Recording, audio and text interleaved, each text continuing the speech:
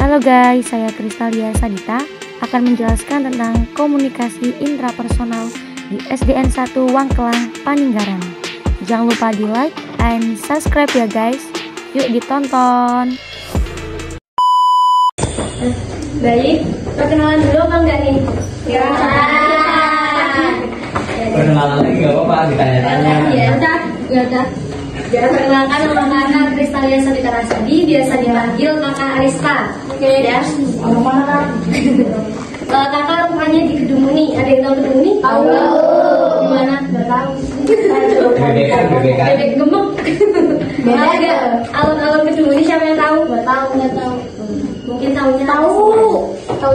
Tahu nama doang. Kalau alun-alun aja tahu nggak? Tahu dong. Nah, ini yang kakak bahasnya ada komunikasi intrapersonal ya. Sebelumnya pasti belum pada tahu ya intrapersonal itu apa? Nah, jadi komunikasi intrapersonal itu adalah komunikasi terhadap diri sendiri. Itu komunikasi intrapersonal yang ada pada diri kita sendiri. Terdirinya dari kegiatan seperti berbincang kepada diri sendiri, kegiatan memberi makna dan mengamati kepada lingkungan kita. Komunikasi intrapersonal ya, lebih kepo sama diri kita sendiri. Buat prosesnya itu ada 4 proses nih. Ya, prosesnya itu ada 4 proses. Yang proses pertama itu ada sensasi, yang kedua ada persepsi, yang ketiga ada memori, dan yang keempat ada berpikir. Ya, kecepatan nggak? Ya. Udah? Ya, jadi itu prosesnya ada 4. Diproses di diri kita sendiri itu ada 4 dalam komunikasi intrapersonal. Ada sensasi, persepsi, memori, dan berpikir. Nah, selanjutnya nanti kita bakal bahas satu persatu nih 4 proses itu apa aja. Ya, udah. Oke.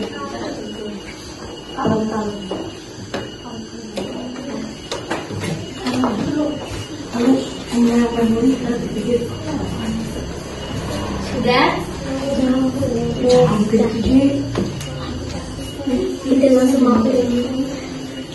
Pembahasan pertama kita ke sensasi dulu ya. Sensasi itu apa? Ada yang tahu nggak? Biasanya anak zaman sekarang tuh pada paham bahasa sekarang. Sensasi itu apa? Aduh, bisa baca. Alat penginderaan yang menghubungkan organisme dengan lingkungannya. Ya, benar. Sensasi itu adalah arti dari sensasi itu berasal dari kata sense.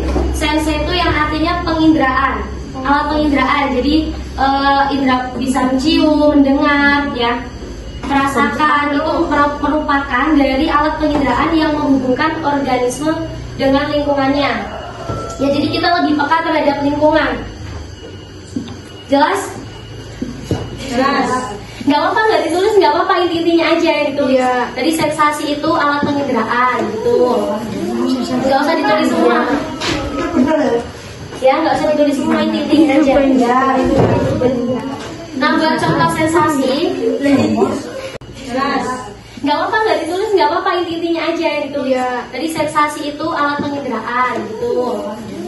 Nggak usah ditulis semua. Ya, nggak usah ditulis semua, intinya aja.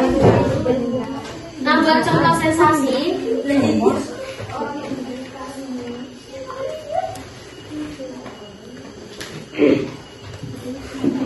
Nah, sensasi itu ya kan alat penginderaan. Contohnya kayak gini. Ada masakan Padang nih. Nah, menurut orang Padang itu masakan Padang kan pedes semua ya. Menurut orang Padang itu masakan Padang itu nggak pedes. Tapi kalau di lidah orang Jawa, masakan Padang itu pedes. Nah, itu termasuk dari alat penginderaan yang menghubungkan organisme dengan lingkungan. Jadi lingkungan orang Padang sama lingkungan di Jawa itu berbeda ya. Paham? Ya. Oke. Buat sensasi udah jelas ya. Intinya tentang penginderaan yang berhubungan dengan lingkungan.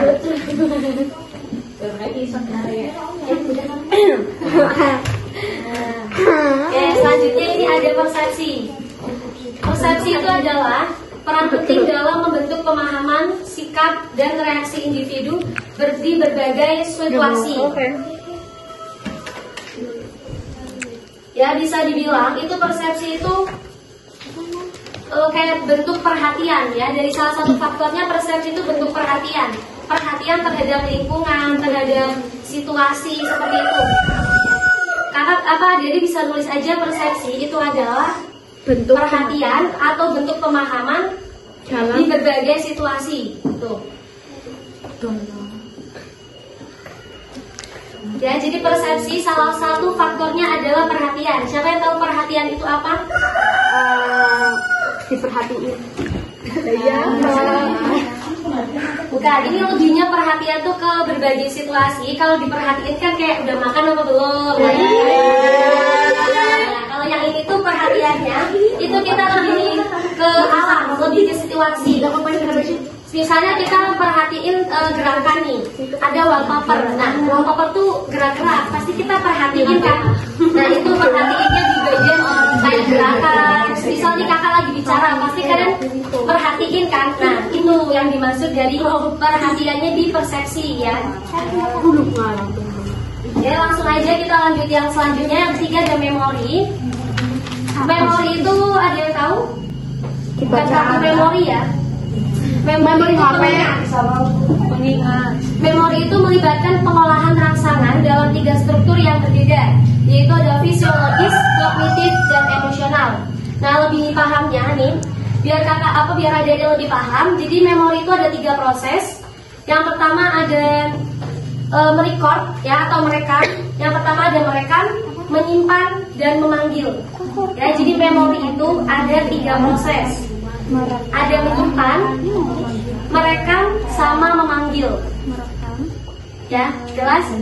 Merekam, menyimpan, dan memanggil. Ya, memanggil. Nah, kita bahas yang merekam dulu. Yang pertama, proses dalam memori itu, yang pertama itu ada merekam. Nah, merekamnya itu apa? Kita merekam situasi, misalnya ada banjir. Nah, kita rekam tuh dalam otak kita ya, rekamnya bukan pakai kamera. Dalam otak kita itu merekam, oh ini banjir tuh kayak gini, dan akibatnya sampahnya buang sampah sembarangan. Nah, itu menyimpan. Nah, terus yang proses kedua kan akan merekam. Yang kedua ada menyimpan.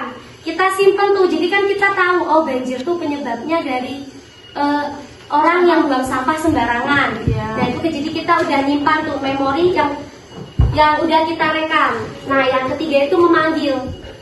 Memanggilnya itu contohnya itu ada keulang lagi kejadian yang misal banjirnya udah beberapa tahun yang lalu. Itu tahun ini terjadi lagi. Nah, itu kita bakal mengingat masa lalu yang kejadian banjir yang tahun lalu. Seperti itu, memanggil ingatan yang udah kita pahami. Paham nggak? Paham. Nah, seperti itu ya buat memori. Nah, yang terakhir ada berpikir. Berpikir itu menggunakan akal budi untuk mempertimbangkan dan memutuskan sesuatu. Pasti setiap kita melakukan sesuatu selalu dipikir ya. Ya nggak apa kalian bodo amat. Yang penting jatuh ya biarin jatuh gitu. Nggak pikir dulu. Nah,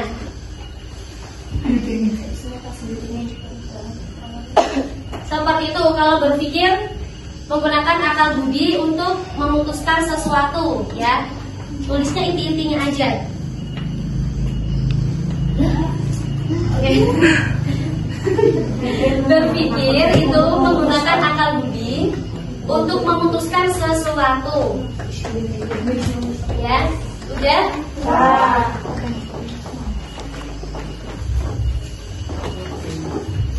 Menggunakan akal budi untuk memutuskan sesuatu. Nah, ini yang terakhir ada contoh komunikasi intrapersonal. Kalau yang tadi kan contoh prosesnya. Ini contohnya itu dalam kehidupan sehari-hari. Dalam bentuk komunikasi intrapersonal melibatkan refleksi diri, pemikiran, dan evaluasi terhadap situasi yang kayak tadi kakak jelasin. Yang memori, persepsi, sensasi, dan berpikir. Contohnya saat Anda membuat keputusan, merenungkan pengalaman, atau mengatur prioritas. Anda sedang berkomunikasi dengan diri sendiri secara intrapersonal. Semisal kalian melakukan yang tadi kakak jelasin, yang ada sensasi, persepsi, memori, sama berpikir, itu kalian berarti sedang melakukan komunikasi intrapersonal. Seperti itu ya. Sudah jelas? Ada yang ditanyain atau enggak? Yaudah nih, selanjutnya kakak bakal jelasin